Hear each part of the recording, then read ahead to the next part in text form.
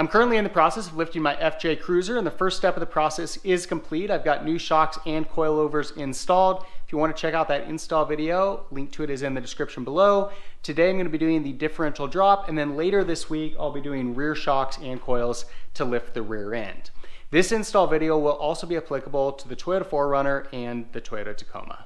Now, differential drop kit is required if you go over 3 inches of lift, but it's still not a bad idea if you're going less than that. I've got a 2.2 inch lift here, and you'll see looking at this joint right here, it's got some pretty challenging geometry currently. Now the differential's in the middle here. When we drop that down, this angle right here is lessened and reduces stress at that location. Now looking underneath, our differential is located back here. It is behind the rear skid plate, so we're gonna have to pull that off.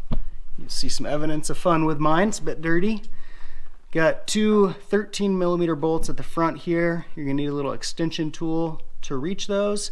And then at the back, we've got two 12mm bolts that also need to be removed. So we've got a jack positioned here to carry the weight of the differential when we remove these two bolts. These bolts are 22mm on each side and pass through, and on top we've got a 19mm nut. So we're going to use socket wrench here with a 19mm socket on top to just kind of hold that, and then we're going to twist on the bottom with our breaker bar here and the 22mm socket on there. These guys are on here pretty tight. I've already kind of pre-loosened them. And this whole bolt here passes through. On the driver's side, we don't have clearance on top for the 19mm socket wrench, so I'm going to use this crescent wrench up there. And holding onto that, loosen this the rest of the way.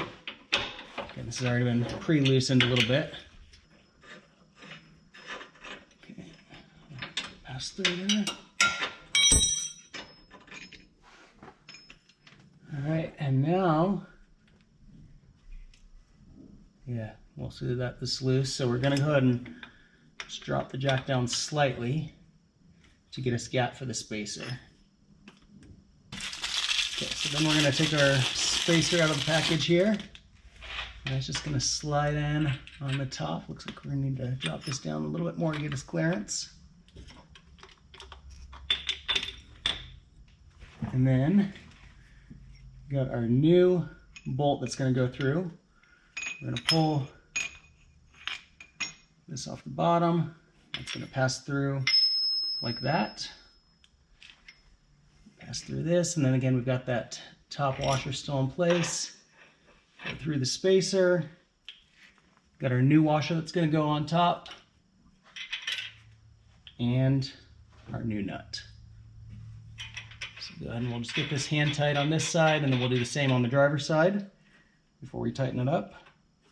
All right, there's spacer in there. Don't forget this. Just our nut, our bolt again. Pass that through. Another washer and another nut. Again, we'll start by getting this hand tight before we wrench on it. All right, so for whatever reason, the nuts that go on top are now a 20mm, so I'm going to use this wrench to just hang on to that while we're tightening it. And then the bottom is now a 19mm. So I'll tighten this up with the ratcheting wrench first, and then we'll use the breaker bar to get it nice and snug. Do the same thing on this side.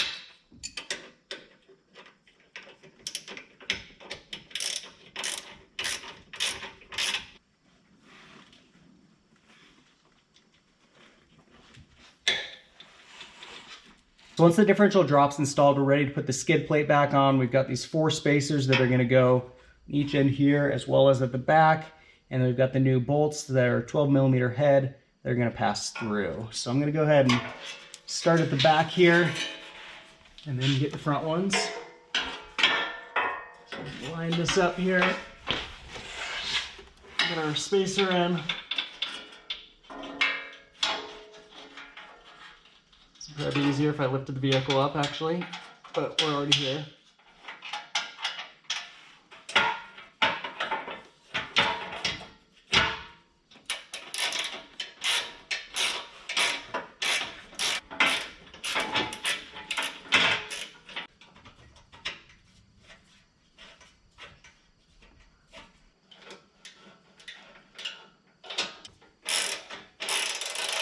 So there you go, that's the differential drop installation on the FJ Cruiser. As you can see, it's a pretty simple process overall, but if you do have questions, leave them in the section below. To stay up to date on my progress with the rear shocks and rear coils, be sure to subscribe. In the meantime, thanks for watching.